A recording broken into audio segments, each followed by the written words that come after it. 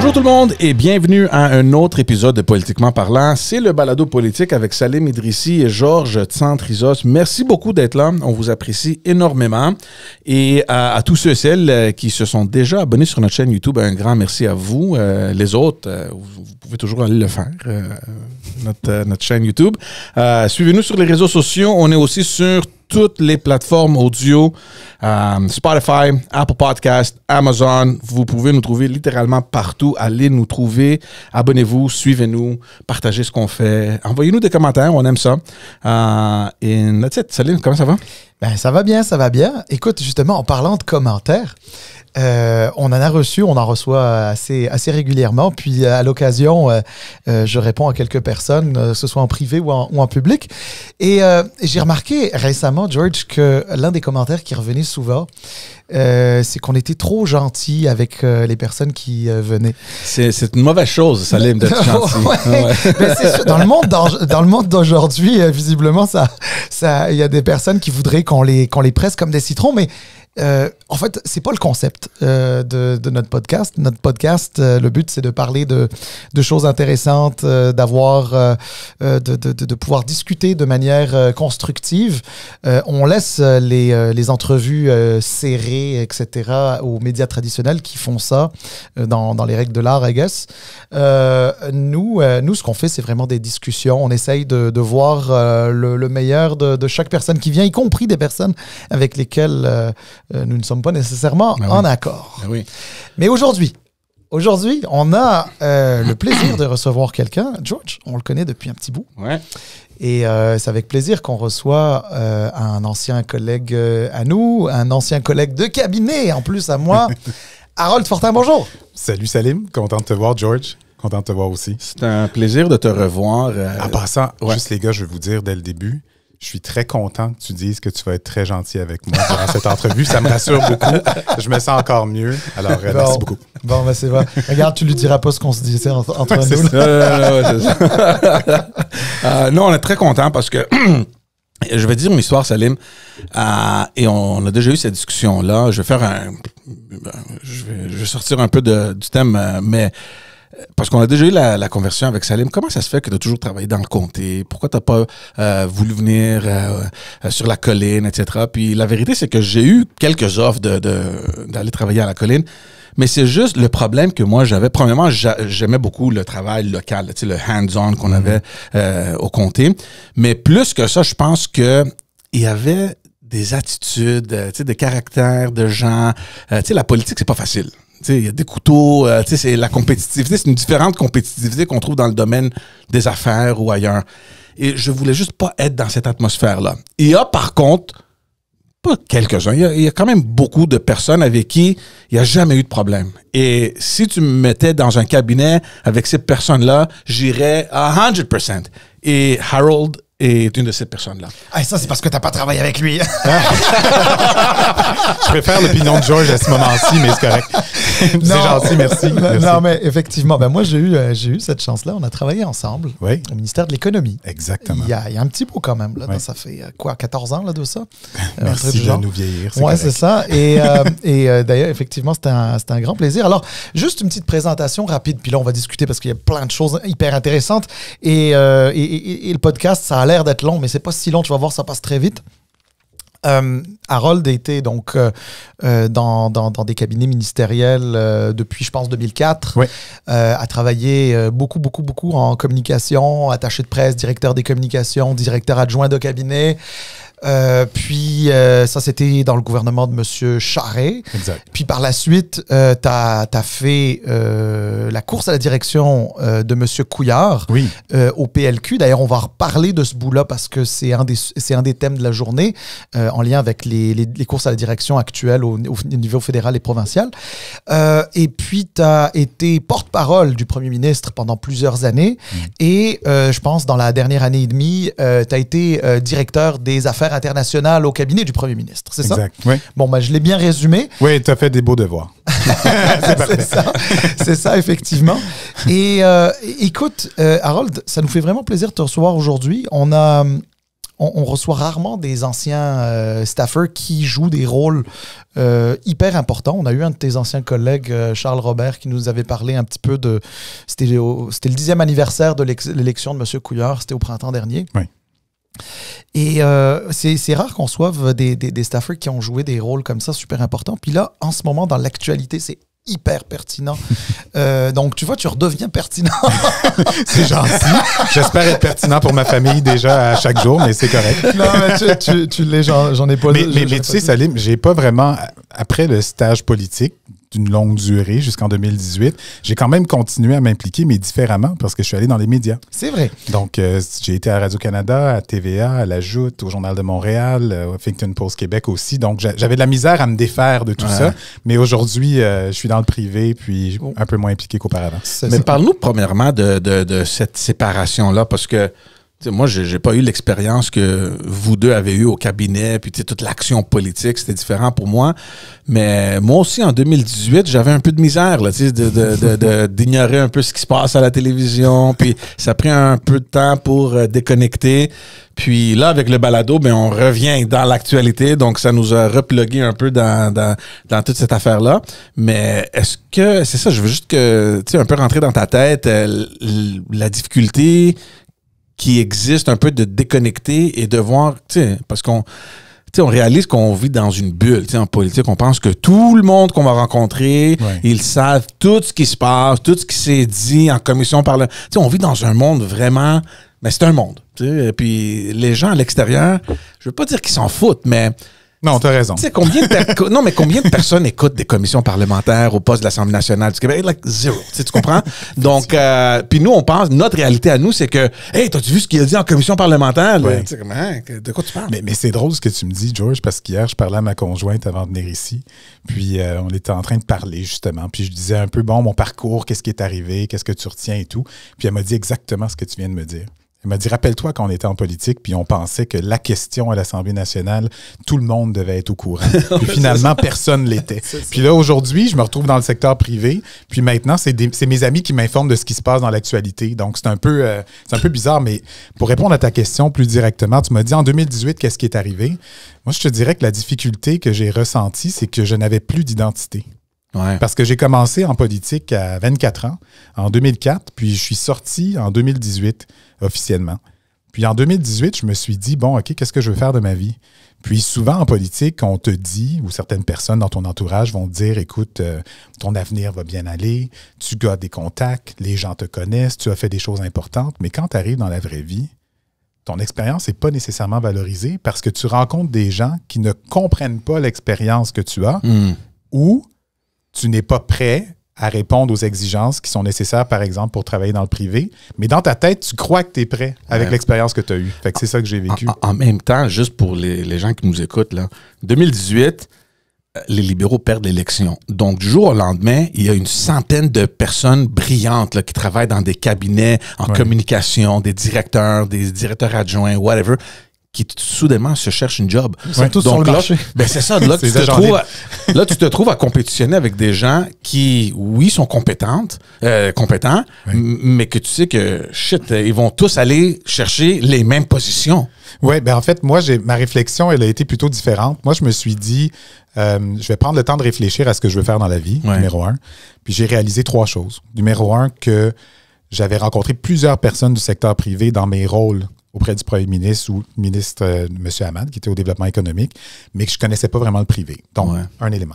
Deuxième chose, j'ai réalisé que j'appuyais les ministres puis le premier ministre dans leur communication, mais moi-même, je n'avais pas vécu cette expérience-là. Donc, deuxième élément. Troisième chose, j'ai réalisé qu'il fallait que j'aille former mon cerveau parce que j'avais soif d'apprendre. Puis je me suis dit, avec tout ce que j'ai vu, j'ai besoin de comprendre un peu plus. Puis je me suis fait un plan de match. Puis ultimement, comme je vous ai dit tantôt, je me suis retrouvé, j'ai eu la chance d'être à la télé, à la radio, puis à l'écrit. Puis par la suite, j'ai fait une maîtrise en administration des affaires à l'Université Laval. Puis aujourd'hui, je travaille dans le privé. Donc, vous voyez, ça m'a pris beaucoup de temps à faire la coupure. Ça m'a pris beaucoup de temps à ne plus écouter l'actualité pour essayer de me donner un espèce de temps mort. Mais ça m'a permis de réfléchir à qu'est-ce que je voulais vraiment, puis qu'est-ce que je voulais développer comme personne. Puis aujourd'hui, je peux dire que je suis guéri. C'est bon. Mais c'est intéressant quand même parce que. T'es sevré. Sevré, ouais, c'est peut-être ça. Le terme, c'est ça. Parce que là, toi, tu as pris le temps nécessaire. Ouais. Donc, tu as manqué peut-être un peu ce cycle où tu compétitionnes avec plein de gens. Mais la question que j'avais, peut-être que tu peux pas le répondre, mais ou peut-être Salim peut la répondre. Tu sais, est-ce qu'il y a une réalité?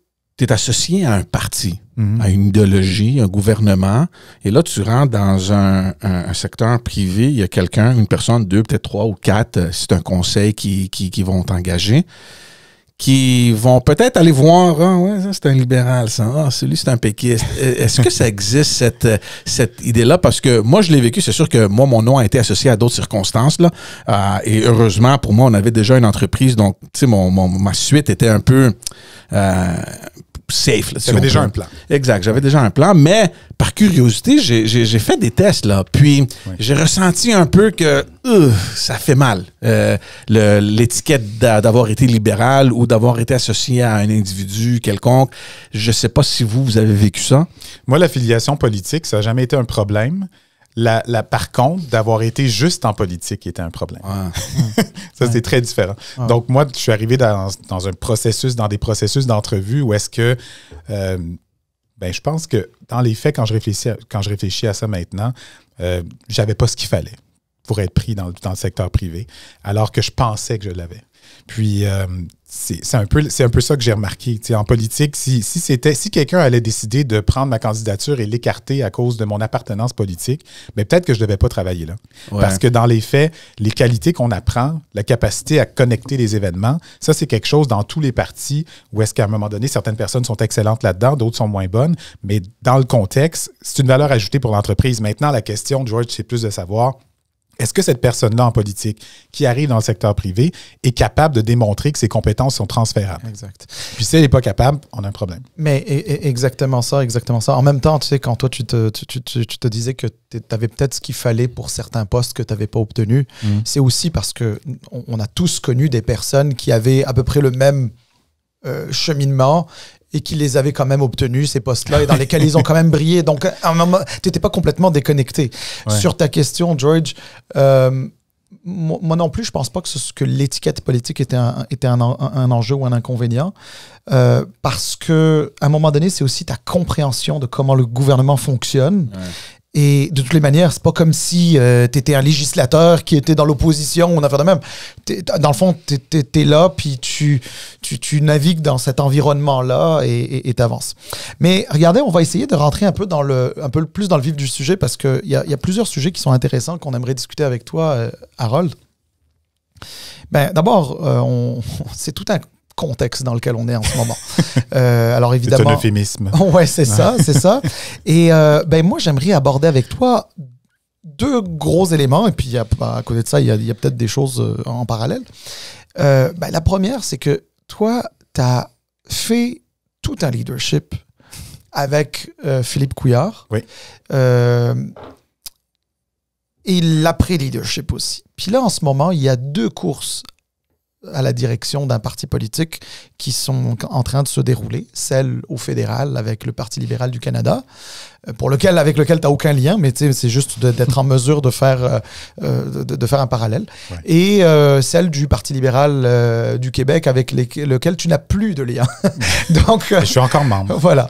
Alors, et donc, dans le fond, quand tu vois, par exemple, comment ça se passe dans le contexte actuel, qu'est-ce que tu te dis là sur l'une ou l'autre des courses? Bref, ton premier ressenti là en ce moment.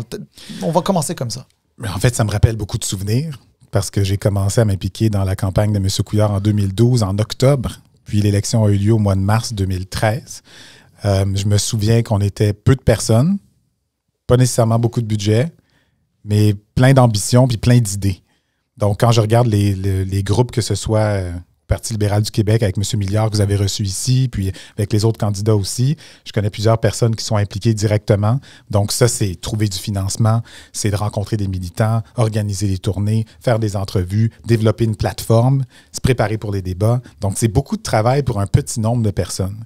Puis, donc, je salue tous ceux qui sont impliqués en ce moment parce que c'est les vrais des vrais.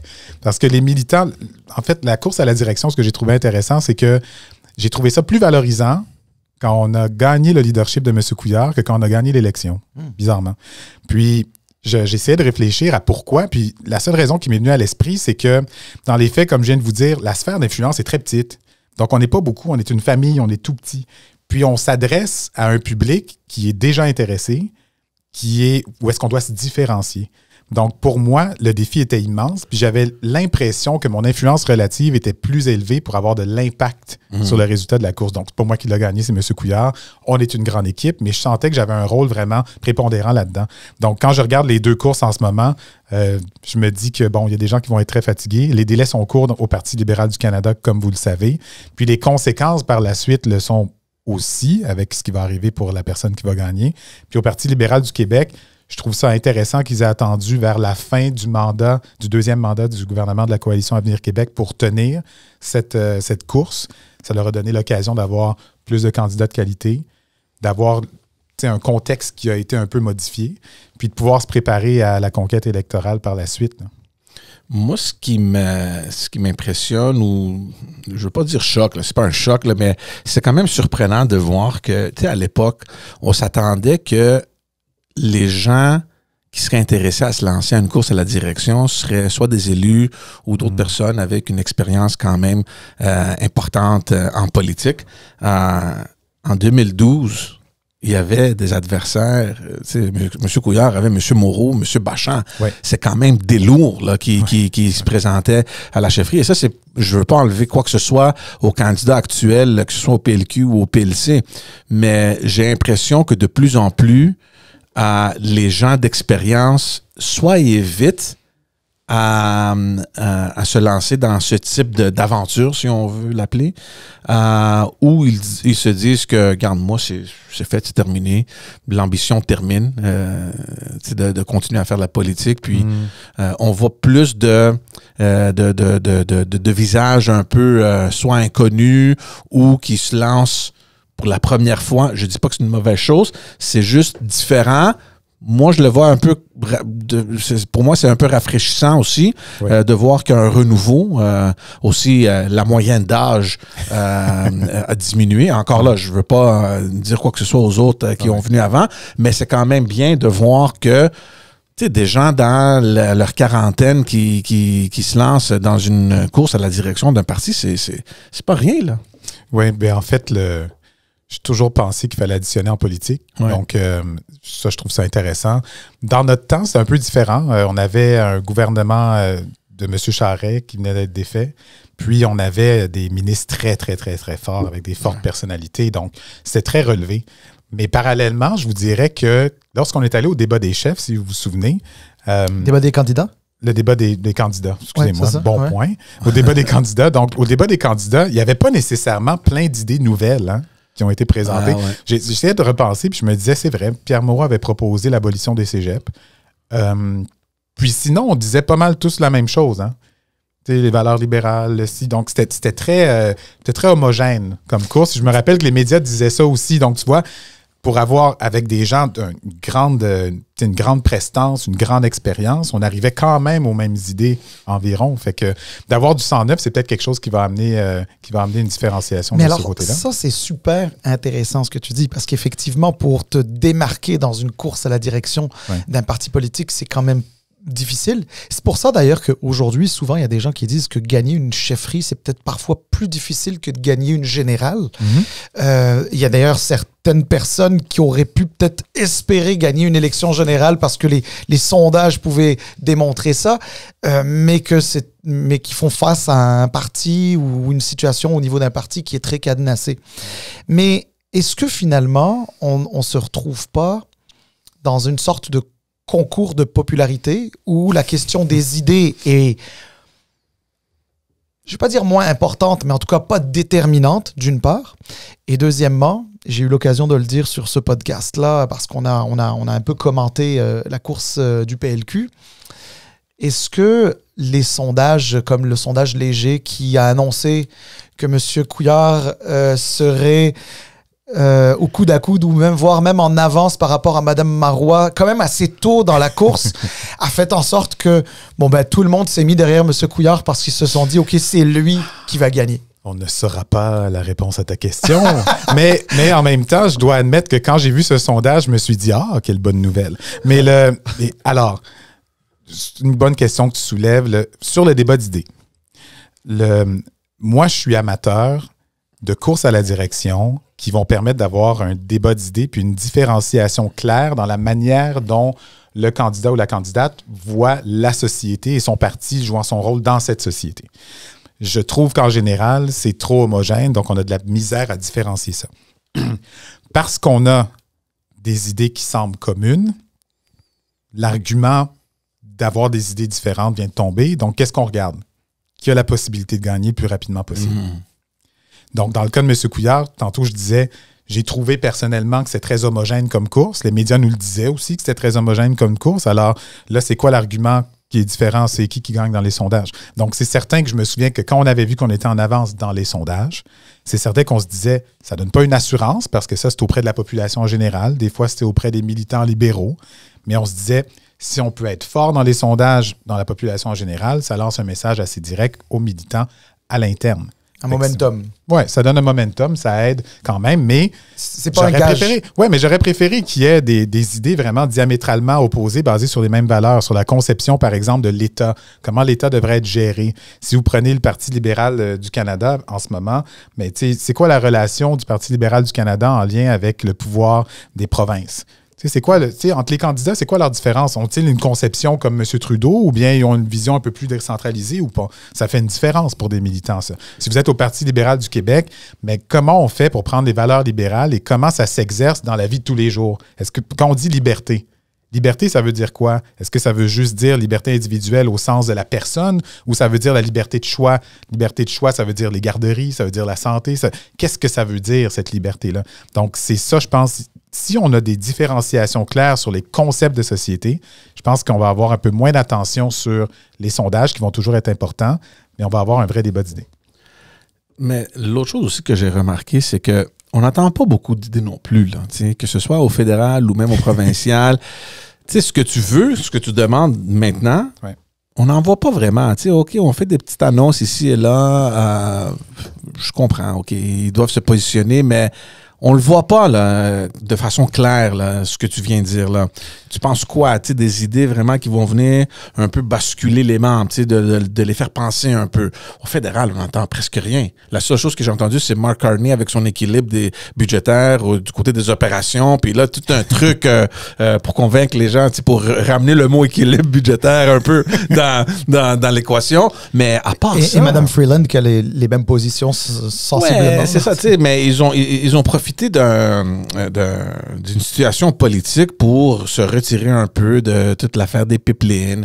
Mme Freeland avec sa taxe sur le gain en capital. OK, whatever. Mais des positions, là. OK, tu vas gagner cette course à la chefferie-là, tu vas devenir premier ou première ministre. Tu fais quoi? Tu comprends? Puis je trouve qu'on n'a pas ces idées-là. Même au PLQ, je ne sais pas si c'est encore trop tôt pour nous, je nous inclus au Québec, mais I don't know. Mais en même temps, je te dirais que pour avoir été dans une campagne, je souhaite la différenciation des idées, mais concrètement, c'est dur à se matérialiser. Ouais. C'est vraiment dur parce que si on a une valeur comme par exemple le Parti libéral du Québec, le fédéralisme. Fait tout le monde est fédéraliste.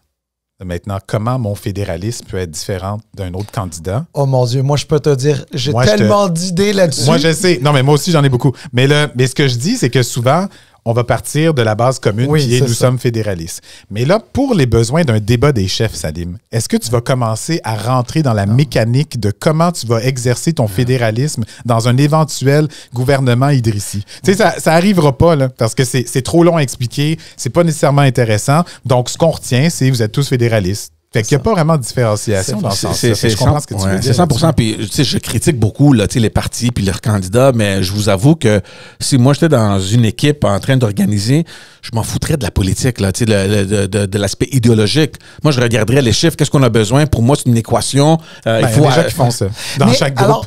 Alors justement... C'est plus stratégique pour moi. Qu'est-ce qu'on a besoin? The finish line, OK, il faut dépasser, puis il faut qu'on soit premier. Mais j'ai l'impression... Puis donne-nous ton opinion aussi, Harold, là-dessus. J'ai l'impression que c'est un peu le contexte dans lequel les deux partis actuellement en leadership, c'est le contexte qui a shapé ça, en bon français. Dans le sens que le PLQ est tellement à terre après les dernières élections que c'est sûr qu'il y avait peut-être une volonté plus d'aller rassembler du monde, d'essayer de mobiliser, de rebâtir des ponts qui ont été brisés un peu partout, etc. Mais c'est ça. C'est ça. Et donc peut-être que c'est ça. Et au Parti libéral du Canada, tu vas me dire, c'est l'inverse. Ils sont, en fait, jusqu'à preuve du contraire, ils sont encore au pouvoir. Mais encore une fois, le contexte fait en sorte que ils sont un peu en position, ils sont plus sur la défensive parce qu'ils ont environ 10 ans de derrière la cravate maintenant. Puis j'ai comme l'impression que le côté contenu est plus si important que ça quand tu es dans un tel contexte. Mais peut-être dans d'autres contextes, c'est mieux. Dans le côté contenu, le monde est complexe en ce moment. Là, on va parler des États-Unis, mais le monde est complexe. Le monde est incertain. Donc, les politiques publiques qui doivent être mises en place au Québec ou au Canada ont un impact direct dans la vie des gens. Donc, s'il y a un moment où est-ce qu'il y a une importance qui devrait être accordée au contenu de ces politiques publiques-là qui peuvent nous aider à passer à travers tout ce qui est devant nous, c'est maintenant. Il y a d'autres moments où est-ce que l'économie va bien, l'emploi va bien, les impôts, on est capable de les baisser, les systèmes de santé corrects, pas parfait, mais corrects. Donc là...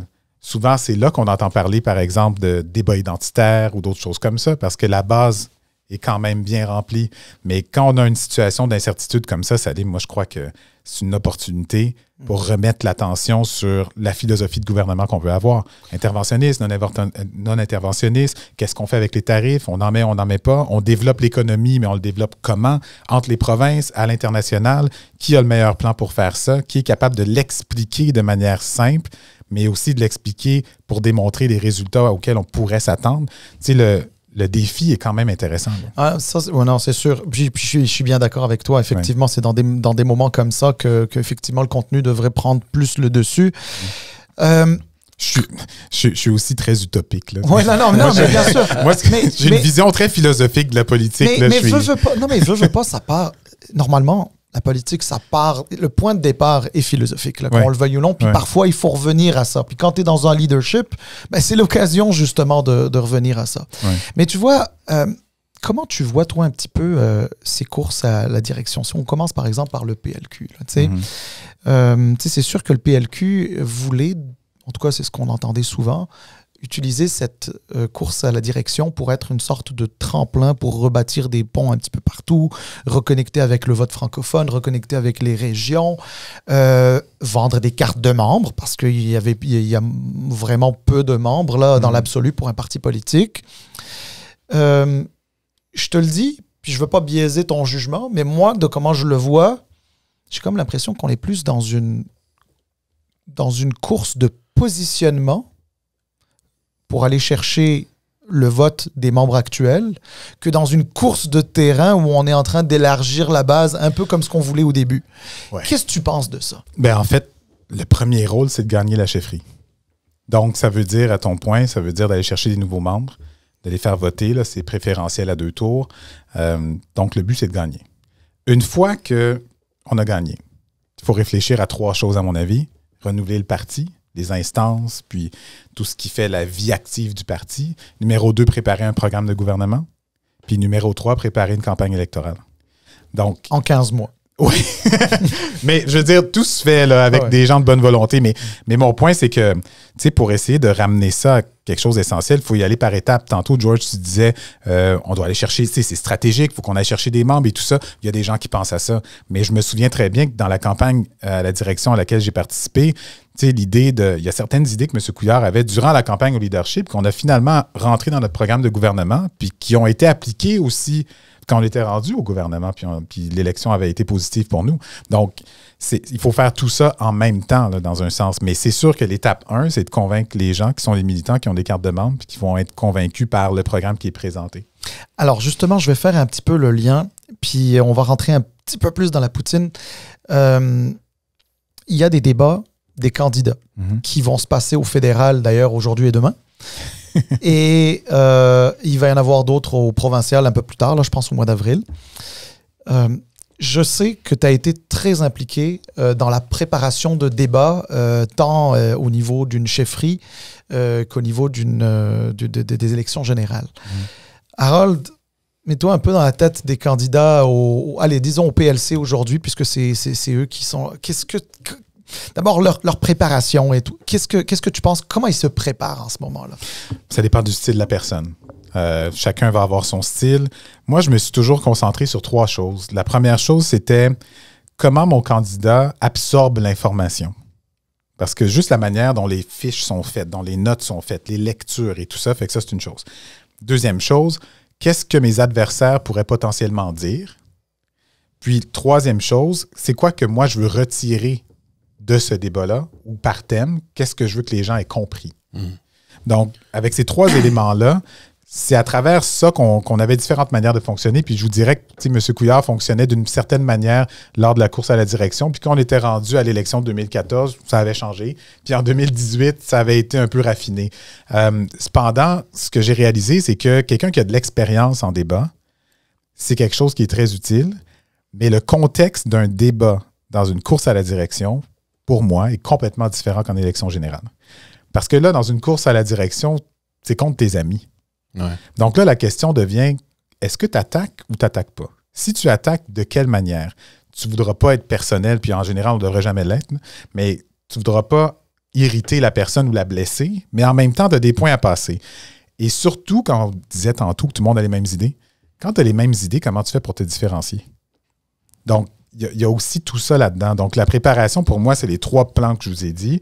Puis, peut-être un dernier élément, c'est que ce qui va être jugé du débat dans les médias est peut-être différent que ce que les militants auront jugé aussi. T'sais.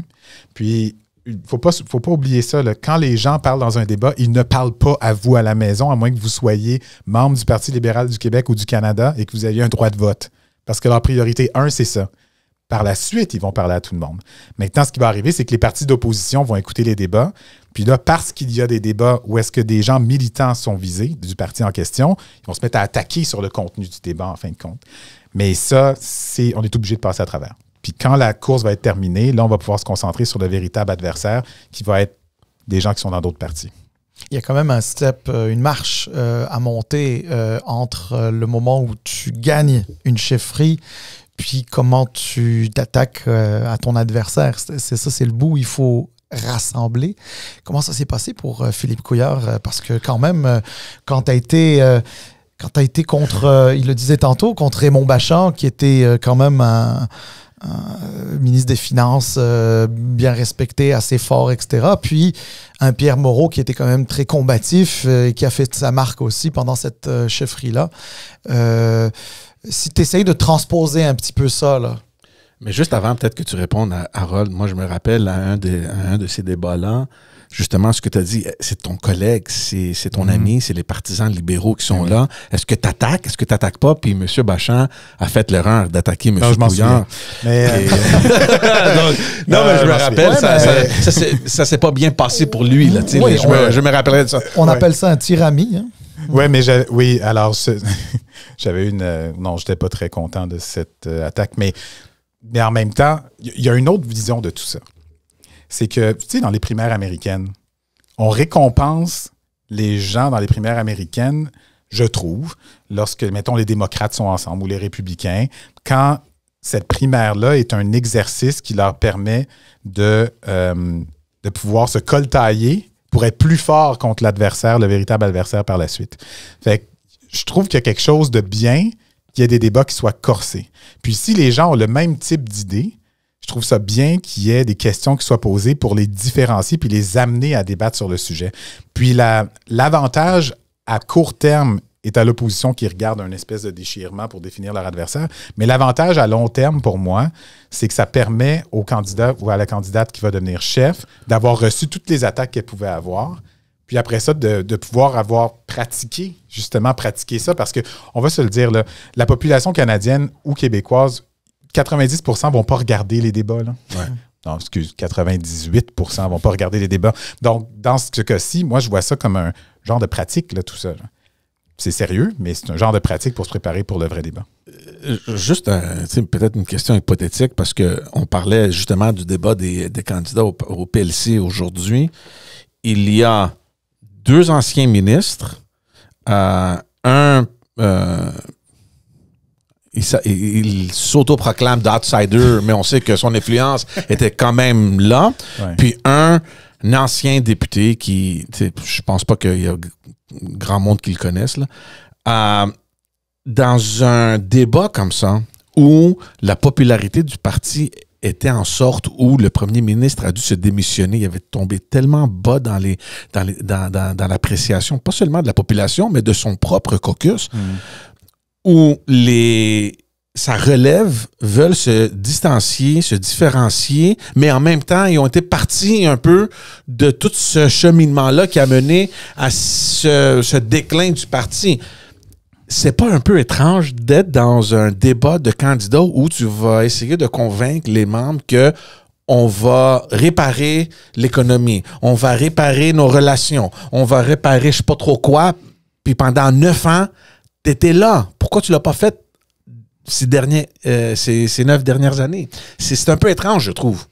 Mais en fait, on propose le changement dans la continuité ou la continuité du changement. Ça dépend comment on voit ça. Mais non, tu as raison. Puis ça, c'est difficile. Parce que lorsqu'il y a un chef qui te précède, il y a une règle de bienséance qui dit que tu vas poursuivre un peu le travail qui a été inachevé par l'ancien chef. Oui, ils n'ont pas l'air de vouloir en faire mais ça. En même temps, oui, mais en général, tu dis ça. Ouais. En même temps, malgré ce que les candidats disent, probablement que si on leur demandait est-ce qu'ils ont du respect pour M. Trudeau? Oui. Est-ce qu'ils ont une admiration pour ce qu'il a fait? Oui. Est-ce qu'ils sont d'accord avec toutes les décisions? Pas nécessairement, mais il n'y a aucun conseil des ministres qui est d'accord avec toutes les décisions de leur premier ministre. Est-ce qu'ils sont reconnaissants que M. Trudeau soit allé à la guerre avec eux en 2015? C'est à cause de M. Trudeau qu'ils ont gagné l'élection en 2015. Mais dans ce contexte-là, ce que ça fait, c'est que c'est l'équilibre entre qu'est-ce que tu peux garder de M. Trudeau qui est bon comme principe, valeur pour la suite, puis qu'est-ce que tu peux modifier qui va répondre plus aux aspirations des Canadiens à ce moment-là? Pratico-pratique, dans le prolongement de ce que vient de dire George, tu sais, dans le fond, regarde, on va le dire clairement, Mme Freeland, elle était au cabinet de M. Trudeau, donc solidaire des décisions prises. Et puis surtout, quand tu es ministre des Finances, veux pas, tu es quand même un joueur important autour de la table. Vice-première ministre, c'est comme tu es le numéro 2. Oui, vice-première ministre, ça c'est honorifique, honnêtement. Mais ministre des Finances, tu es numéro 2 quand bien même tu sois vice-PM ou pas. Puis à côté de ça, il y a M. Carney qui, lui, n'était pas là. Puis là, je me dis, stratégiquement, tu as un débat des candidats là, ce soir et demain en français puis en anglais. Est-ce que un M. Carney pourrait aller jusqu'à dire Christia, t'étais d'accord avec ça? Moi, je n'étais pas là. Parce que pour lui, c'est quand même, comment on dit en anglais, slippery slope, là, dans le sens que, à la fois, il veut pas. Il veut prendre ses distances avec certaines choses qui sont, impopulaires, 2, avec lesquels il est probablement pas d'accord, mais en même temps, il brigue la chefferie d'un parti qui a déchiré ses chemises sur ces questions-là. Alors, comment tu fais l'équilibre dans un débat des candidats? C'est extrêmement compliqué quand même. Ben, en fait, je trouve que c'est la manière de répondre à des questions ou de positionner certains arguments. M. Carney n'est pas obligé de dire qu'il n'était pas là parce que les gens le savent. C'est un fait. Et par contre, M. Carney peut démontrer toute sa compréhension et sa connaissance de l'économie mondiale, démontrer son expertise, que ce soit à la Banque du Canada ou à la Banque d'Angleterre, à des moments critiques, sa lecture politique et économique de ce qui doit être fait, et de jouer la carte du outsider, de jouer la carte de la personne qui arrive avec un visage, avec une logique qui est fraîche et puis quelque chose de nouveau. Il n'est pas garant de l'héritage du gouvernement avant lui, de toutes les actions qui ont été posées, mais il peut créer son propre chemin. Madame Freeland, de son côté, elle peut très bien dire qu'elle a l'expérience. Parce que c'est une chose d'avoir travaillé à la Banque du Canada et tout ça, mais de travailler avec les Américains, de parler aux Américains, de travailler avec les provinces, de militer puis d'amener les gens ensemble, elle l'a fait. Mais elle de gérer aussi les finances. Elle l'a géré. Donc, ça, c'est quelque chose sur lequel elle peut miser. Maintenant, la question, c'est qu'est-ce que les militants veulent comme chef? Ouais. Est-ce que selon toi, d'avoir qualifié M. Carney de fonctionnaire, est-ce que tu penses pas que ça a pu rendre un service à M. Carney? Parce que je sais que dans le jargon, ça peut être perçu négativement. D'ailleurs, moi, au début, quand j'ai entendu ça, j'ai comme, oups! Tu sais, je me suis dit, belle petite pichenote, OK, là, mais en même temps, au moment où on était en train de dire... T'sais, au moment où les adversaires de M. Carney, du côté conservateur, étaient en train de le définir comme étant une espèce d'internationaliste, d'un mondialiste, quelqu'un qui est loin du peuple, qui est plus dans les affaires mondiales, mais pas dans le day-to-day des gens. C'est ça, dans le vrai monde, exactement, avec le vrai monde. T'sais, finalement, de dire qu'il est fonctionnaire, ça le ramène-tu un peu sur Terre, justement, comme image? Ou... Mais en fait, des fois, on essaye de prendre des gens qui ont des compétences académiques très élevées, puis les ramener à des gens qui ne comprennent pas le vrai monde à cause de ça. Je l'ai vécu avec M. Couillard, en fait, aussi. Là. Puis, donc, des fois, je trouve que des leaders comme ça essayent de démontrer tout leur côté. Non, je suis proche du monde, alors que dans les faits, tout ce qui est négocié ou réfléchi comme politique publique va avoir un effet directement sur les gens. Donc oui, il faut comprendre la réalité, puis c'est pour ça, tu parlais du travail en bureau de comté, mais c'est pour ça aussi qu'il existe des députés, puis c'est pour ça qu'un premier ministre habituellement est dans son comté, puis il rencontre les gens, c'est sa manière de faire des liens, mais je trouve ça toujours intéressant, les gens qui sont capables, par leur qualité oratoire, d'amener une politique publique puis de démontrer c'est quoi concrètement que ça veut dire pour mon voisin, pour ma mère, pour mon père. Fait qu'on peut le faire au provincial en passant à travers la santé, l'éducation, les garderies, on voit l'impact directement. Au fédéral, des fois, c'est plus difficile à faire. C'est dur de dire, moi, ma politique Indo-Pacifique, elle va aider les Canadiens. Okay. Elle est importante, mais c'est difficile à vendre. OK. Mais par contre, si on dit il faut qu'on renforce notre défense, notamment l'Arctique, parce qu'il y a la fonte des glaces au nord, puis ça nous permet de nous protéger de X. Là, je suis capable de comprendre. Donc, c'est un défi au fédéral qui, je trouve, qui est un peu plus compliqué. Puis, si vous regardez au municipal, c'est encore plus concret. C'est ça. Mais écoute, c'est super intéressant, mais il y a un autre sujet intéressant qu'on aimerait discuter avec toi et qu'on se garde quand même du temps pour en discuter plus en profondeur.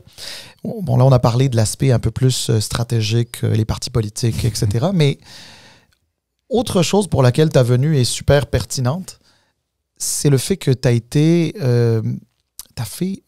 vas nous le dire. Je ne sais pas combien. Je vais te dire quoi? Tu vas nous dire combien de missions diplomatiques et commerciales tu as faites à l'étranger, à la fois, bien sûr, comme porte-parole du Premier ministre, mais aussi comme directeur des affaires internationales. Et particulièrement dans le contexte qu'on vit actuellement avec les Américains. Je sais que tu es allé souvent aux États-Unis, tu vas nous en parler, mais je veux aussi que tu nous parles de l'Europe et voir d'autres endroits où tu as pu aller avec le Premier ministre Couillard, parce que en réalité, on parlait déjà de la diversification des marchés il y a déjà longtemps. D'ailleurs, à l'époque où toi et moi étions au ministère de l'Économie, on était collègues. Moi, j'avais le dossier du commerce international, je ne sais pas si tu te souviens. Ben oui, tout à fait. Et à l'époque, déjà, on négociait l'accord avec les Européens sur le libre-échange, avec M. Pierre-Marc Johnson, qui était le négociateur pour le Québec. Ouais. Et à l'époque, déjà, on était en train de se dire, il faut qu'on élargisse nos marchés, nos horizons commerciaux. On le disait, et surtout parce qu'à l'époque, on disait déjà qu'on sentait chez les Américains un appétit pour renégocier l'ALENA. Oui. Alors, c'était vrai, ça. C'était quelques années avant l'arrivée de M. Trump, Oui. mais pas quand il pense pas tant que ça, parce que 4 ans plus tard, M. Trump est arrivé. Tu sais, donc, alors, parle-nous un petit peu de ça. Comment toi tu le vois, cette histoire du Canada avec les États-Unis, un peu l'affaiblissement du gouvernement fédéral, le rôle des provinces là-dedans? Je sais que George a une question, parce qu'on n'était pas d'accord récemment sur un aspect. Vous n'êtes pas d'accord, c'est bon. La bisbille, excellent. Alors justement, parle-nous déjà en général. Ouais. Vas-y. Donc, pour répondre à ta première question, M. Couillard est un premier ministre qui était international, mais dans le vrai sens du mot. Je pense qu'on a fait plus d'une 50aine de missions à l'étranger, à l'extérieur du Canada, en plus de différentes rencontres qui étaient au Canada aussi. Souvent, les gens me disaient « Pourquoi vous allez à l'international? » Bien, la majorité de notre économie québécoise est basée sur les exportations. Donc ça, on est juste 9 millions ici, là. Et il y a des marchés un peu partout à conquérir. Donc, M. Couillard croyait réellement qu'on pouvait avoir un impact avec un réseau de délégations québécoises qui sont un peu partout dans le monde, en passant, qui aident les entreprises québécoises d'ici à pouvoir conquérir des nouveaux marchés. Et souvent, leur service est peu connu et pas encore assez utilisé, à mon avis. Puis ça, c'est pas la faute du gouvernement, mais il faut faire un meilleur travail pour le dire, en fin de compte. Puis d'ailleurs, j'en profite pour saluer tous ceux qui travaillent au ministère des Relations internationales puis au ministère de l'Économie, puis ceux dans les délégations. Je suis dans le privé aujourd'hui, je vous l'ai dit. Puis à chaque fois que je vais à Londres, je vais voir la déléguée du Québec, la déléguée générale du Québec à Londres, Lénie Rivard. Puis on a toujours des discussions qui sont super intéressantes. Donc, il y en a un peu partout aux États-Unis, un peu partout. On allait là pour bâtir des ponts, bâtir des liens, ouvrir des portes, créer des relations. Parce qu'ultimement, la politique ou la diplomatie, ça part des gens. C'est quelque chose qui est humain. Donc, aux États-Unis, plusieurs missions, 3-4 fois à Washington, dans les conférences des gouverneurs et des premiers ministres des Grands Lacs, dans les conférences des gouverneurs de la Nouvelle-Angleterre et les premiers ministres de l'Est du Canada. Donc, M. Couillard participait personnellement à ces choses-là pour créer des liens. Puis quand M. Trump est arrivé la première fois, on a accéléré ça. On est allé au National Governors Association, qui est essentiellement la réunion de tous les gouverneurs dans une association. On est allé rencontrer des gens là, avec des premiers ministres aussi. On est allé rencontrer des gouverneurs à gauche, à droite. On est allé à Boston rencontrer le gouverneur du Massachusetts pour avoir les premières discussions, en passant politiques, sur l'idée d'envoyer l'électricité du Québec au Massachusetts. Donc ça, les premières discussions ont été faites à partir de ce moment-là avec le Massachusetts et le New Hampshire aussi. Donc, tout ça pour dire que le Québec est un État fédéré. Puis j'ai toujours pensé que, parce que les gens me disent des fois, c'est les grands pays ou c'est la France et le Canada qui doivent négocier tout pour tout le monde, mais c'est faux. À mon sens, le Canada n'est pas un pays unitaire. Le Canada est une fédération. Et une bonne idée va être une bonne idée. L'exemple de M. Charest est bon. M. Charest a eu l'idée du libre-échange. Ça a été repris. Ça a été fait. Donc, nous, notre positionnement, c'était de se dire, créons des ponts avec tout le monde. Soyons agiles parce que notre économie en dépend. Puis s'il arrive un problème, on sera capable de réagir. Dans le contexte actuel de M. Trump, la difficulté qu'il y a pour le Québec et le Canada, bien sûr, c'est les tarifs et tout ça, mais moi, je crois réellement que le problème, c'est que Trump 1 n'est pas Trump 2. Trump 1 était entouré de gens, Trump 2 est entouré de loyalistes. Donc, les dynamiques sont complètement différentes. Puis c'est pour ça que vous entendez souvent le ministre Champagne ou d'autres, même au Parti conservateur, ils disent ça, au Parti libéral du Québec. Allons voir les gens, regardons les contacts qu'on a, essayons de bâtir des alliances. Mais en même temps, ces alliances-là, en termes d'influence, on n'est pas certain des effets que ça peut avoir. Donc, c'est pour ça que vous voyez que le premier ministre Legault dit « Je veux renégocier l'ALENA maintenant » ou Mark Carney a dit ça aussi, parce qu'ils veulent chercher une forme de prévisibilité parce que les entreprises en ont besoin. Donc, dans ce contexte-là, je crois que les prochaines semaines vont être critiques, bien évidemment, mais il y a certaines leçons qu'on a apprises la première fois. Là. Quand M. Trump dit quelque chose, il va le faire. La manière qu'il le dit ne va pas nécessairement être la bonne, mais il faut comprendre le message qui est en dessous de ça. L'objectif politique qu'il recherche est différent de comment il va l'exprimer verbalement. Puis, s'il est capable, effectivement, puis tout le monde l'a dit, c'est un deal maker. Donc, s'il est capable d'avoir un avantage à la fin puis de gagner quelque chose, c'est correct. Puis, je pense que les politiciens l'ont compris. Là, ce qui est intéressant à voir, c'est la réaction de l'Europe par rapport à ça. Parce que là, l'Europe se pose des questions sur la capacité des Américains à continuer à pouvoir protéger certaines régions comme ils le faisaient auparavant, alors que c'est plus vraiment ça que M. Trump veut faire. Ça pose la question aux Européens, qu'est-ce qu'on fait, nous, pour se développer entre nous, se développer avec d'autres régions, puis assurer notre propre défense. Donc, ces dynamiques-là font en sorte, je crois, que vous allez voir plusieurs pays où est-ce qu'il va y avoir une forme de... Tu sais, nous, on parle souvent là, acheter québécois, acheter canadien, mais dans les autres pays aussi, ils pensent à ça. Là. Parce que tout le monde ne va pas nécessairement jouer le jeu de M. Trump non plus. Là. Donc, dans ce contexte-là, assez compliqué, mais on a besoin d'un leadership qui est fort. On a besoin d'un leadership qui regarde les problèmes en face en identifiant c'est quoi nos forces au Canada parce qu'on en a. Et il faut qu'on soit présent sur le terrain. On n'a pas le choix d'être présent sur le terrain. Est-ce que je vous garantis que les résultats vont être ceux qu'on veut? Je ne peux pas vous le garantir. Mais je peux vous dire par contre que dans le temps qu'on allait à Washington à la première négociation de l'ALENA, je sais que M. Couillard avait rencontré le secrétaire au commerce Wilbur Ross. Ça, j'étais dans cette rencontre-là. Sonny Perdue aussi, à l'agriculture, où est-ce que c'était 1 heure à parler de la gestion de l'offre. Puis, en sortant de cette rencontre-là, j'avais dit à M. Couillard, j'ai 2 choses à vous dire. La première chose, c'est que si les Québécois vous avaient vu, ils auraient été fiers de vous. Parce que M. Couillard, c'est quelqu'un qui avait, oui, une intelligence qui était supérieure, mais surtout qui avait la capacité d'absorber du contenu, puis de comprendre, puis de faire des liens.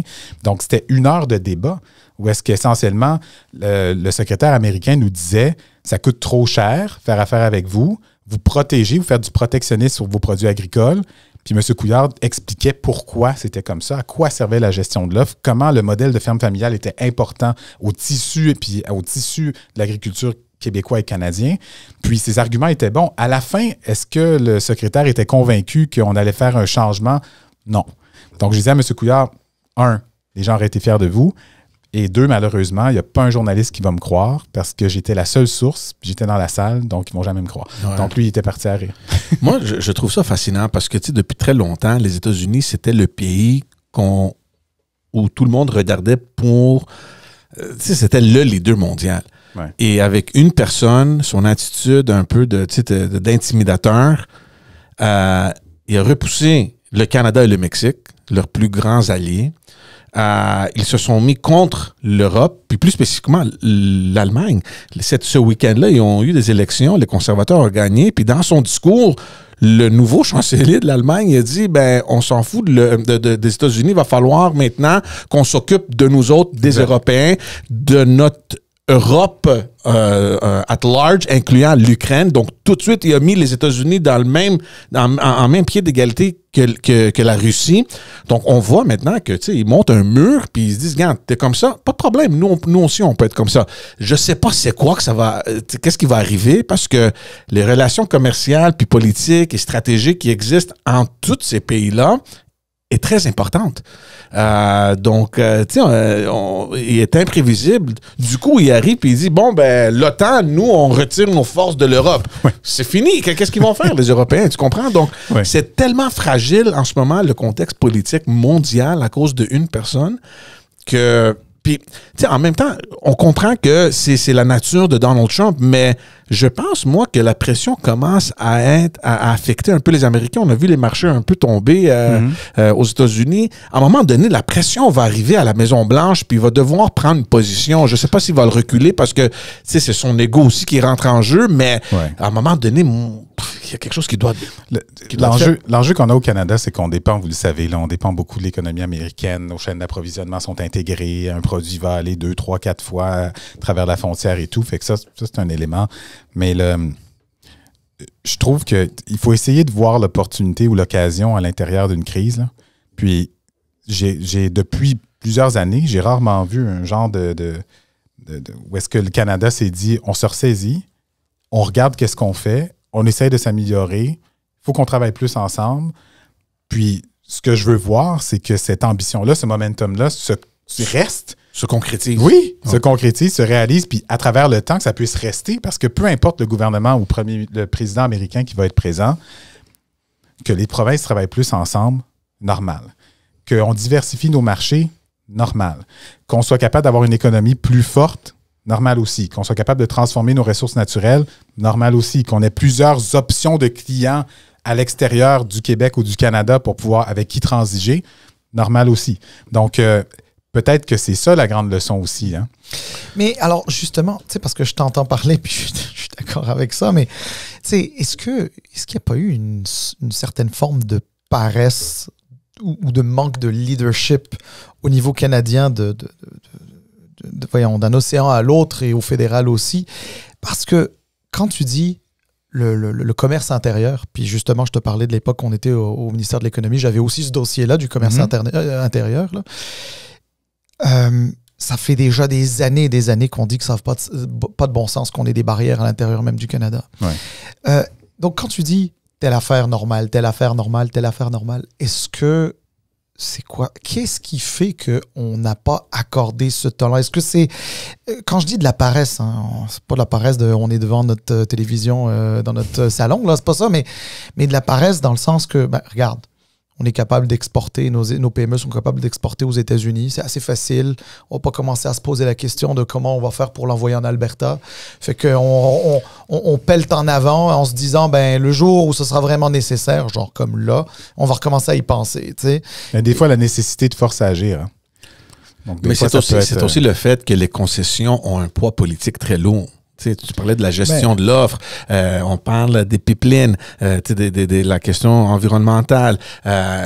Au Québec, on a nos syndicats. Tu comprends? Donc, il y a plein d'affaires. Est-ce que ça peut se faire même? Moi, je me pose la question, c'est un grand point d'interrogation. Est-ce qu'on peut faire? Mais tu vois, je suis pas sûr que les syndicats sont un frein au développement économique, mais je dirais que c'est vrai, je vous l'imagerais comme ça. J'ai souvent vu une longue liste d'exceptions qu'une longue liste de choses que ça allait marcher. Donc, il y a aussi ça. Donc, comme tu dis, les intérêts politiques de chacun des premiers ministres sont divergents. Donc, il n'y en a pas un qui veut prendre ou reculer sur une position et avoir à l'expliquer à sa population par la suite. C'est pour ça que je disais tantôt, puis c'est un peu ce que tu disais. Donc là, les concessions, comment je fais pour expliquer que j'ai perdu là, mais j'ai gagné ici? Mais à tel endroit, j'ai gagné, mais l'autre endroit, j'ai perdu. Puis souvenez-vous des négociations avec l'accord économique global Canada-Union européenne. Tu sais, on disait, le porc, c'est ça, mais là, il est arrivé ça dans tel autre secteur. Mais là, on a donné le fromage, mais là, on a fait... Donc, il y a toujours quelqu'un d'insatisfait. Puis il faut être capable de gérer ça, puis d'accepter de gérer ça. Fait que c'est dur, des fois. Mais alors, justement, parce que là, effectivement, tu as bien fait tantôt de mentionner la question d'un État fédéral avec des États fédérés. L'Europe, il n'y a pas nécessairement d'État fédéral, mais c'est quand même une union où on a un certain nombre de pays, 27 en ce moment. Puis bien sûr, il y a quand même des institutions européennes. Les Américains, bon, il y a un pouvoir central très fort, mais il y a quand même le rôle des États est pas absent. Récemment, George et moi, on a eu un petit débat. Ah oui, c'est la bisbille, allez-y. C'est la bisbille.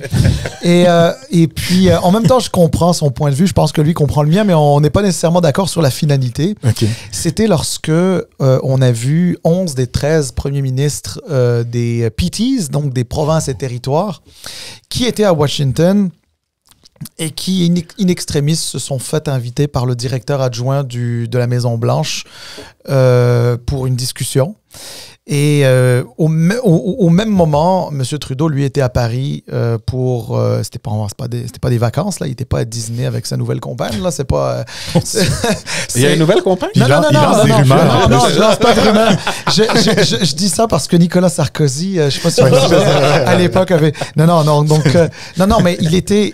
Je voulais me faire un peu d'humour, là. Je veux pas lancer de rumeurs. mais ce que je veux dire par là, il était quand même un événement très important sur l'intelligence artificielle, effectivement. Et il en a profité aussi pour rencontrer d'autres personnes pour d'autres raisons que l'intelligence artificielle.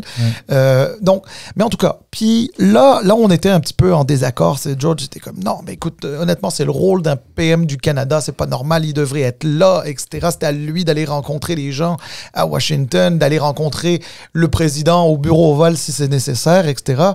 C'est pas nécessairement aux 11 premiers ministres qui étaient présents ici, des provinces et territoires, d'y être. Et tu vois, moi, je disais, pour moi, c'était le Canada à son meilleur parce que ce qui est... Ça, c'était M. Charest, c'était Jean Charest qui disait ça. Il disait, ce qui est de compétences chez nous et de compétences partout. Ouais. Et étant donné le rôle que jouent les provinces dans les accords de commerciaux et de libre-échange pour lequel le fédéral ne peut pas prendre une décision. Et c'est la raison d'ailleurs pour laquelle le CETA, donc l'accord voyons, avec les Européens, l'accord de libre-échange avec les Européens, nécessitait que les provinces soient à la table de négociation. Exact. même si j'imagine déjà où est-ce que tu vas aller, je veux t'entendre là-dessus. Mais pourquoi tu imagines déjà où est-ce que je vais aller? Parce que tu as été avec M. Couillard. Mais en fait, ouais. Donc, en fait, la question à se poser, c'est qu'est-ce qu'on veut générer? Ou c'est quoi le résultat auquel on veut arriver par une visite comme ça?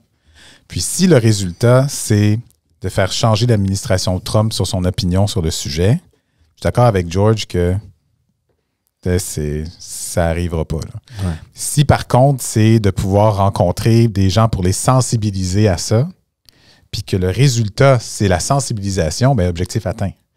En même temps, je vous dirais ceci, comme tu dis, les États fédérés ont un rôle à jouer, puis le Québec doit jouer son rôle. M. Trudeau n'aurait pas rencontré le directeur adjoint de la Maison-Blanche. Il aurait rencontré le président ou personne d'autre. C'est tout. À partir de ce moment-là, est-ce que des gens doivent être éduqués à comment fonctionne le Canada? Puis, tu sais, monsieur Champagne le dit souvent, tu sais, les Américains ne se lèvent pas en pensant au Canada. Là. Tu sais, ça, c'est vrai. Ouais. Il n'y a personne qui sait Who are you? Where are you from? Québec? What is Québec? Tu sais, c'est vraiment ça. Donc, des fois, Mme Biron, elle dit ça aussi. Tu sais. Fait qu'il faut toujours rappeler aux gens qu'est-ce qu'on fait, pourquoi on est là, qu'est-ce qui nous lie les deux. Fait que juste cet exercice-là d'information, de conscientisation, il est super important, puis il doit être fait. Mais comme je vous dis, là, je pense que la position qui vous rassemble, messieurs, c'est de voir qu'est-ce qu'on cherchait à générer. Puis si l'objectif, comme je dis, c'était de changer les politiques, est-ce que ça va faire en sorte que les renégociations de l'ALENA vont être influencées à cause des premiers ministres qui sont allés là? Honnêtement, non. Moi, je ne penserais pas.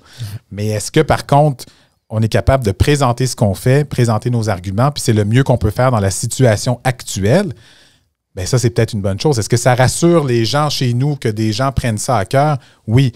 Pensez à l'inverse. Si rien n'était fait, qu'est-ce qu'on aurait dit? Mes questions, est-ce que tu penses que le fait que 11 premiers ministres de provinces et territoires se rendent à Washington, à la Maison-Blanche, pour rencontrer quelqu'un d'important, même si ce n'est pas évidemment le président, est-ce que ça fait mal paraître le Canada et Justin Trudeau? Ou est-ce que dans un Justin Trudeau qui n'aurait pas été affaibli politiquement, ça aurait pu se passer quand même dans les mêmes circonstances? M. Trudeau a des relations avec M. Trump. Il a parlé hier, je pense aussi. Samedi, oui. Samedi. Mais, donc, il y a des relations. La manière dont le Canada est construit, comme tu l'as dit tantôt, les provinces ont un rôle à jouer. Là. Les provinces ont des pouvoirs exclusifs, donc c'est une obligation. Donc, ça, dans ce contexte-là, c'est normal. Aux États-Unis, du moins dans mon expérience, quand on parlait aux gouverneurs, Vermont, Maine, Massachusetts, New Hampshire, tous ces gens-là... Il y a beaucoup plus de poids. Oui, ils ont beaucoup de poids. Puis ils comprenaient aussi comment on était structuré. Puis ils comprenaient aussi la différence entre les pouvoirs fédéraux puis les pouvoirs qu'on avait de notre côté, puis la capacité parce qu'ils font déjà affaire, là. Ils font déjà affaire avec nous, fait qu'ils nous comprennent et ils nous comprennent dans ce sens-là. Donc, est-ce que ça amenait de la faiblesse? Je pense pas.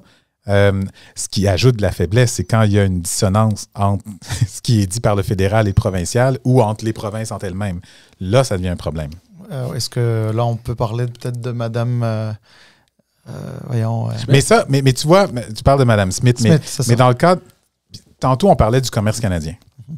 Mais dans le cadre de Mme Smith, je ne lui jetterai pas nécessairement la pierre non plus parce que son intérêt numéro un, c'est ses gens à elle. C'est ça. Exact. Fait que n'importe qui dans la position de Mme Smith, ils peuvent vous dire, en tout cas, c'est mon avis, peuvent vous dire, oui, moi, si ça avait été moi, premier ministre de l'Alberta ou première ministre de l'Alberta, j'aurais pas fait ce qu'elle a fait. Tu peux pas me le promettre. Tu peux pas me le dire. C'est pas vrai. Non. C'est dur des fois de parler, de lancer la pierre quand on n'est pas dans cette situation-là. Donc, c'est Canada First, mais pas... Mais à quel coût? C'est ça, non, mais c'est-à-dire tu peux pas faire d'inflation sur le Canada First, dans le sens que tu peux pas non plus être quelque part contre les intérêts de la province que tu... Mais en même temps, dans ce contexte-là, on est en train de discuter de possibles concessions aux États-Unis dans l'éventualité d'une négociation dans le but de permettre qu'il n'y ait pas de tarifs. C'est beaucoup de peut-être. Beaucoup d'inconnus, oui. C'est beaucoup de peut-être. Fait que dans ce sens-là, est-ce qu'on aurait dû aller jusque-là? Je ne suis pas vraiment sûr de ça, mais vous voyez, nous, on cherchait des réponses, on cherchait à être rassurés comme citoyens, n'est-ce pas? En même temps, les cartes que nos politiciens avaient, c'était bon, quelle carte que je joue? Puis en même temps, tu as les médias qui vont dire, hey, allez-vous faire quelque chose? Donc, si le politicien ne dit rien, il a l'air de rien faire. Si le politicien dit quelque chose, on lui dit qu'il donne ses cartes avant que le jeu commence. Fait que c'est pas nécessairement facile. Ouais. Moi, tout ce que je dis, c'est que ça donnait une apparence de désespération. Puis, on le voyait, Doug Ford, lui, qui se préparait déjà pour une élection, il voulait le 6 sur sa chemise. Là. Moi, je suis Captain Canada, puis je vais montrer le leadership, puis bababap. Mais c'est juste plutôt à cause de ça que moi, j'ai dit, mais qu'est-ce que vous faites là-bas? Allez parler au gouverneur, au sénateur, vous aurez beaucoup plus d'impact là-bas. Puis même sur le podcast, je suis venu à la défense de Mme Smith. Et parce que, n'oublions pas une chose, que c'est elle qui a lancé la balle de baisser les barrières commerciales entre les provinces avec ce coup qu'elle a fait où elle n'était pas présente à la rencontre. Puis on l'a même dit sur le podcast. J'ai dit, mais oui, mais je la blâme pas. La madame, elle veut apporter son produit en marché, puis on lui met des bâtons dans les roues. Donc, tout à coup, on va jouer Équipe Canada. Je suis désolé, ça marche pas comme ça. Oui. Baisse tes barrières commerciales, puis là, on peut parler. Puis moi, je pense qu'elle avait beaucoup de sens en ce que je disais. On est en train de créer une bataille entre nous à cause de relations nord-sud, mais on n'a même pas trouvé une solution pour les relations est-ouest. Elle avait vraiment... Mais si on avait un pourcentage élevé de notre production hydroélectrique qui allait aux États-Unis, puis qu'une autre province venait nous dire garde, coupez tout, est-ce qu'on dirait oui, on va le faire? Je sais pas. Non, mais en fait... c'est facile à dire. Non, mais c'est ça, c'est facile à dire. Mais en passant, c'est déjà le cas, puisque nous fournissons quand même en électricité les États-Unis, puis on espérait même pouvoir en fournir même davantage. C'est ça, exactement. Moi, je pense que c'était plus dans la forme que dans le fond, les critiques envers Mme Smith, parce que, tu sais, effectivement, même le Québec, il y a des choses qu'il ne ferait pas. Mais quand le Québec jouait, à mon avis, a été un bon joueur d'équipe en disant tout est sur la table. Quand Mme Smith, elle disait tout est sur la table sauf. Donc, c'est un peu la différence. Sachant que toutes les provinces, y compris l'Ontario de M. Ford, c'était tout est sur la table sauf, mais publiquement, c'était peut-être pas le timing était peut-être pas le bon, mais je vous dirais ceci, là, c'est une situation inédite avec un président qui a appris de son premier mandat, a décidé de s'entourer de loyalistes pour le deuxième mandat, a un plan de match qui est clair, dit ce qu'il va faire et le fait. Il faut le prendre donc au sérieux. Mais dans ce contexte-là, si on prend le tournoi des 4 nations, Canada, États-Unis, est-ce que ça a changé quelque chose à la négociation avec Trump? 0. Mais pendant l'espace d'une soirée, on était bien comme Canadiens. Non, mais pas vrai. C'est vrai. Donc ne sous-estimez pas l'impact que peut avoir auprès de la population canadienne des politiciens comme au fédéral ou dans les provinces qui vont aux États-Unis, qui créent des liens avec des gens dans le but de défendre nos intérêts à nous parce qu'ils parlent de nous. Maintenant, comme je vous ai dit tantôt, tout est une question d'attente puis de résultat. Ouais, non, fait que si moi, mon attente, c'est que les politiciens aillent là-bas puis fassent tout en leur pouvoir pour créer une coalition of the willing, comme ils disent en anglais. C'est une coalition de gens qui vont comprendre ce qu'on fait. Je ne m'attends pas à ce qu'ils aient une influence sur le président Trump parce que personne au monde en a. Fait que dans ce cas-ci, mes attentes sont, je pense, au bon niveau. L'autre chose aussi qui m'a beaucoup surpris dans toute cette histoire-là, c'est que nous, on a eu l'habitude de voir ou d'avoir des premiers ministres qui, dans des situations comme ça, prenait un certain leadership qui amenait le Québec un peu en première place. Tout le monde regardait, bon, qu'est-ce que le Québec va faire? On va suivre un peu le lead. Puis cette fois-ci, c'est comme si on est absent. Je sais pas exactement à quel jeu. C'est sûr que c'est la présidence dans le Conseil de la Fédération, c'est en Ontario, mais même à ça, on a l'impression que M. Legault, il est pas vraiment là, ou s'il est là, les communications, peut-être, ils découlent pas un peu. Ou est-ce qu'on peut dire que, on a pris des bonnes décisions, on a influencé, on a pris un lead. On n'a pas cette impression-là, je crois. Mais M. Legault fait son travail de premier ministre. Donc, lui, il se promène aux États-Unis, il rencontre les gens qu'il a rencontrés. Il y a des délégations du Québec un peu partout aux États-Unis qui connectent avec plein de gens. Chaque premier ministre a sa personnalité, vous voyez? Donc, si vous avez reçu M. Charest, c'est un gars d'international. Donc, M. Charest, c'est un gars qui est allumé, qui comprend ces affaires-là, qui a une passion, à l'évidence, il a une passion contagieuse sur le sujet, puis il a beaucoup d'expérience là-dedans. M. Legault, lui, a d'autres qualités. Puis, puis est-ce que d'être à l'international puis de créer des liens comme ça a toujours été une priorité numéro 1 pour lui? Je suis pas sûr. Moi, je travaillais avec M. Couillard qui, lui, avait plusieurs priorités, mais une de celles-là, c'était de créer des liens et d'avoir des relations. C'est pour ça qu'il rencontrait souvent les Emmanuel Macron, François Hollande, que des fois, des leaders comme ça l'appelaient pour avoir des conseils sur des sujets. C'est le genre de relation qu'il avait. Puis avec les autres premiers ministres aussi. Donc, je comprends que tu fais la comparaison avec Doug Ford. Effectivement, il a pris la pôle là-dedans dans un contexte comme ça. Puis dans un groupe, des fois, il faut regarder la personnalité qui est plus apte à pouvoir être en avant de la parade. Puis M. Ford semble être la bonne personne pour le moment, mais ça ne veut pas dire que M. Legault est nécessairement effacé. Je trouve que la ministre de l'Économie, Christine Fréchette, est excellente. Ouais. À son affaire, connaît ses choses et tout ça. Maintenant, ce qui va être important pour le Québec, c'est d'avoir un arrimage complet entre ce que les différentes industries disent au gouvernement et ce que le gouvernement dit au public. Parce qu'on ne peut pas avoir l'industrie de l'aluminium qui dit quelque chose, le premier ministre qui dit autre chose, parce que les Américains, n'oubliez pas, il y a des consulats américains ici, il y a une ambassade à Ottawa, tout ce qui est dit dans les médias, ils le savent. Mais oui. Fait qu'il n'y a pas de commentaires qui passent sous le radar non plus. Toi, tu travailles dans une industrie qui risque d'être impactée quand même par ces relations-là. Je ne veux pas qu'on rentre dans le détail là, de ce qui se passe dans le privé, là, mais est-ce qu'il y a un sentiment un peu d'urgence? En général, dans le privé. Ouais. Oui, c'est sûr, dépendamment du type d'industrie dans lesquelles les entreprises sont, il y a des craintes. Il y a des craintes assurément. Sur les chaînes d'approvisionnement, les partenariats avec les États-Unis sont ultra élevés. Le nombre de transactions par jour, c'est ultra élevé entre les deux pays. Donc, oui, il y a des craintes. Je pense que, de manière générale, ce que les entreprises ont besoin, c'est de la prévisibilité. Ils n'en ont pas en ce moment. Donc, qu'est-ce qu'on peut faire? Un certain sens de sécurité. Là. Donc, qu'est-ce qu'on peut faire? Je pense que le gouvernement fédéral puis les gouvernements des provinces, un des rôles qu'ils auront à jouer, ça va être de développer des politiques publiques qui vont être communiquées clairement, qui vont être rapides et pas moins bureaucratiques pour être déroulées, pour éviter que les conséquences que les entreprises soient prises avec des goulots d'étranglement liés à l'administration ou à la bureaucratie. Mais on s'attend à ce qu'il y ait des conséquences dans certains secteurs. On s'attend à ce que le gouvernement soit là, mais que, comme je dis, que le roll-out des programmes se fasse assez rapidement. Mais en même temps, c'est une occasion pour les entreprises de pouvoir se moderniser et d'améliorer leur agilité. Parce qu'il y a différents modèles. Donc, tu sais, tantôt, je disais, le Canada a décidé de se réveiller un peu, comme M. Champagne l'a dit. Là. Le Canada, on se réveille puis on se dit, il faut travailler là-dessus. Mais comme entreprise, les entreprises doivent aussi se dire, hey, ce qu'on fait, c'est-tu l'affaire la plus efficace? Ouais. C'est-tu l'affaire, tu sais, est-ce que notre efficience est élevée? Notre efficacité est-tu bonne? Est-ce que le rapport coût-bénéfice est bon? Regarder tout ce que l'on fait dans le but de développer cette agilité qui nous permettra de réagir à ce qui arrive de la meilleure manière possible. Parce que la pire affaire, c'est d'avoir une structure organisationnelle qui est grosse, qui est onéreuse, qui est lente, dans un contexte qui est aussi changeant.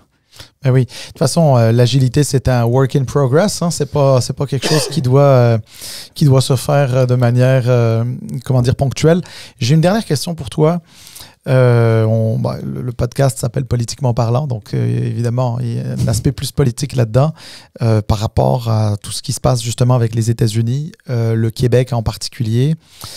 On ressent au Canada et au Québec aussi une espèce de solidarité dans ce cadre-là, là, dans le cadre cette espèce de guerre commerciale avec les Américains.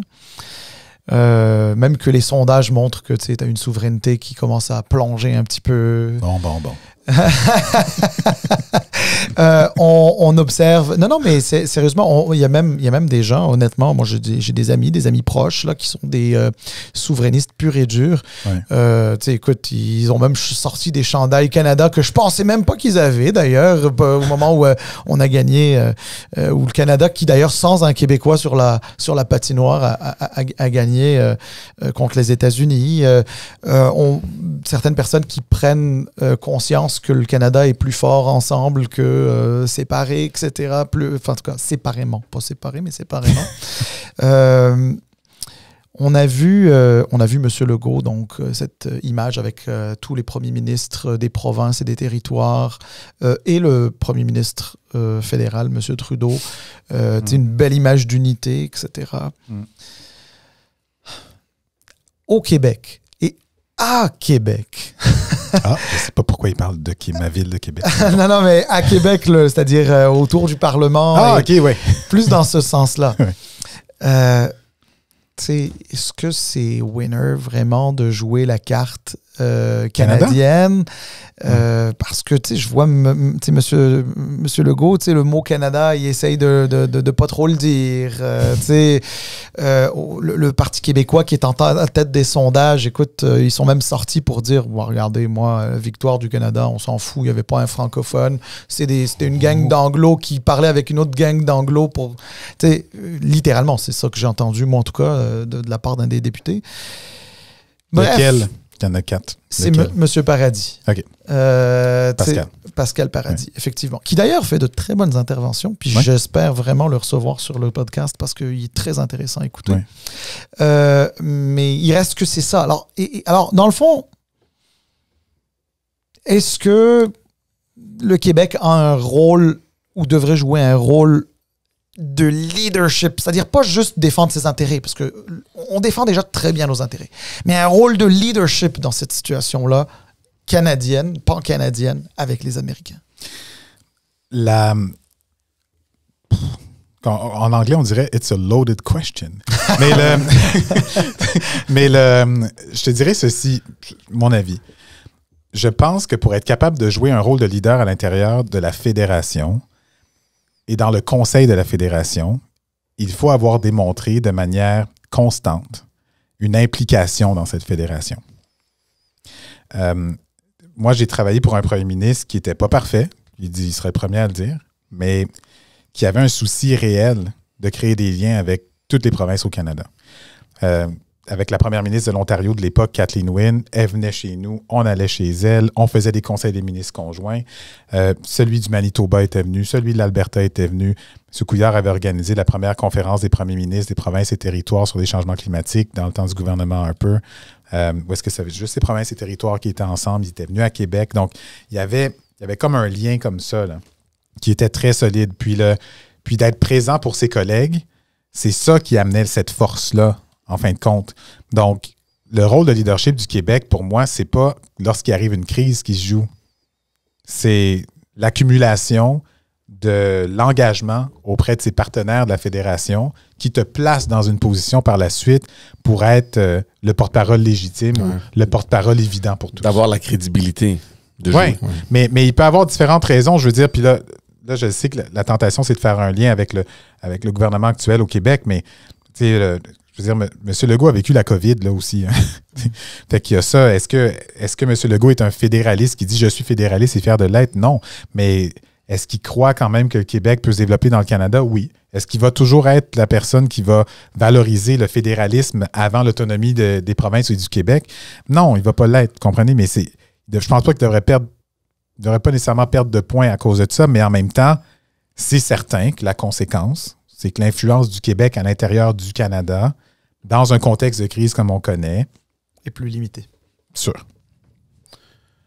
On va mettre un point. On a déjà pris beaucoup de temps, Harold. Merci d'avoir pris le temps. Honnêtement, c'était bien de te revoir, évidemment. Tu habites un peu loin pour nous. OK, mais moi, je pensais que c'est vous qui habitiez loin. Mais tout est une question de perspective, George. Mais on l'apprécie énormément. Toi, George, question pour toi. Ouais. Est-ce que tu montes à Québec ou tu descends à Québec? Ah, non. Moi, je monte à Québec. Ah, pose-moi pas la question. ben figure-toi que tu descends à Québec. Tu ne montes pas à Québec. Le bas du fleuve, il se trouve où? Ah, ben, ouais. C'est un bon point. Dit comme ça. Non, mais je suis un gars qui vient de Montréal, hein, plus particulièrement de Laval. Mais ouais, j'habite à Québec. Mais vous êtes... Hey, j'en profite. Là, c'est terminé, mais j'en profite pour vous dire, venez à Québec, festival d'été cet été. Il y a toujours le carnaval. On vient de terminer le tournoi Pee-Wee, plein d'activités. Moi, une ville sécuritaire qui, en passant, déneige beaucoup plus rapidement qu'à Montréal. Plein d'avantages. Mais, c'est pas une mais surprise. en passant, moi, j'adore Québec. Hein.